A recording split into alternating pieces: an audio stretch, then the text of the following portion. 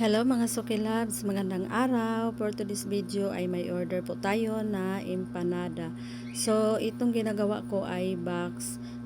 Yan sana ang lalagyan ko ng empanada mga Suki Loves.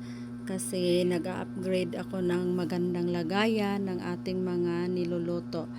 And then, nung nilagay ko na siya, so hindi ako nagandahan. Kaya ang ending, pinalitan ko siya nitong transparent na lagayan. Buti na lang ay bumili din ako ng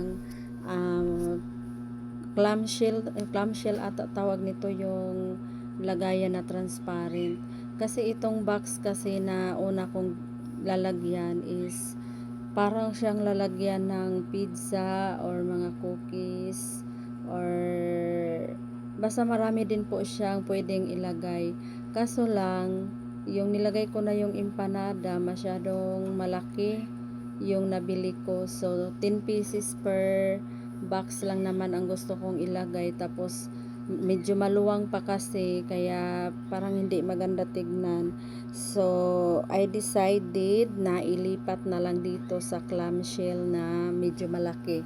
Buti na lang bumili din ako ng 2 piraso niyan para mayroon tayong malagyan. So ayan na po yung outcome mga Suki Loves. Medyo presentable na po siya tignan.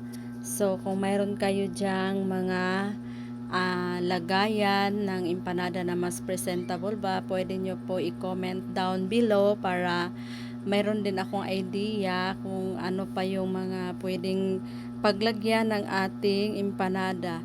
And next ko naman na ginawa is itong mga sushi. Tapos mayroong nag-order ng merienda. Tapos ayan, nilagay ko na dyan sa table yung mga nagawa ko para unti-unti ay ating matatapos. Then pag naglagay na rin ako ng lagayan ng mga sushi, kasi mas marami kasing sushi ang kailangan natin gawin ngayon.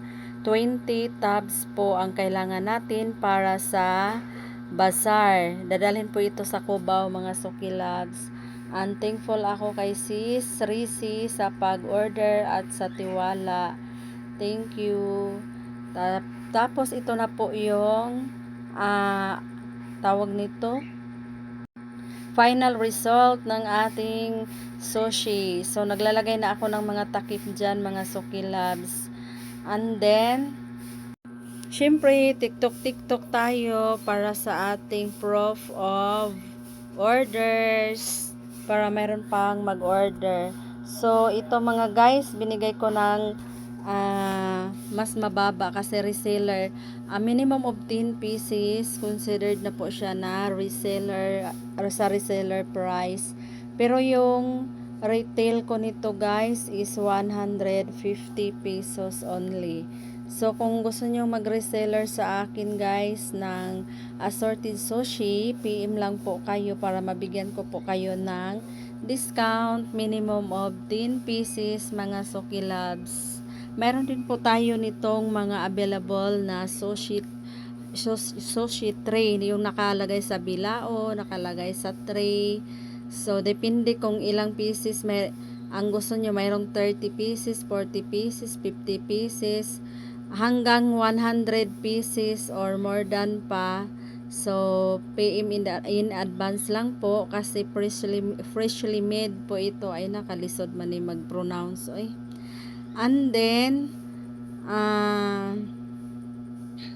hindi lang po ito ang ating mga niluluto mga Suki Loves.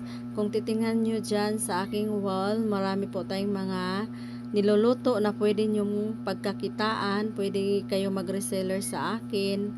So mag-PM lang kung kayo po ay interesado. And this is the final look ng ating sushi in a tub mga Suki Loves. So ayun lang. Nag-tiktok na agad ako dyan.